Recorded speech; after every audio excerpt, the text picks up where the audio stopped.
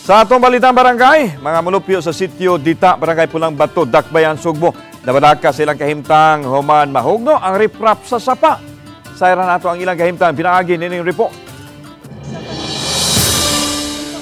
Kini ang sitwasyon sa kilid sa sapa sa Butuanon diin nasiak ug nahugno gyud ang simentadong riprap ni adtong Biyernes sa hapon tungod sa bulog sa baha. Dili mo minos sa 17 ka balay ang nag-ungaw sa Kakuyaw kay mihumok na ang yuta haduol sa nahugnong riprap. Matod sa mga apektadong residente nga di na sila makatog ilabi na nga padong na ang panahon sa La Nina.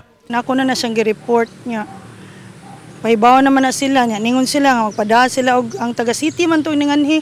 Magpada sila og payloader kay ila kunong pabutangan og bato. Maram sad to among hangyo. Nya nahug na lang sir, mag sila ni balik. Napadangat na nila sa mga hingtungtang ahensya sa gamhanan, sa Dakbayan ug sa DPWH ang ilang kahimtang ug kabalaka apan wa matod pa kini maaksyon ni. Gimohangyon ta minimo acting Mayor Garcia. Mayor taga-in taon ni tubag ning among problema diri sa Daplin sa Mayor kay risgo kay sa among mga kinabuhi.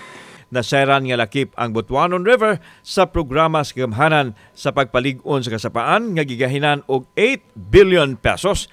Gikatakdang kuhaan sa ilang habig ang Barangay Pulang Bato, Cebu City LGU ug ang DPWH.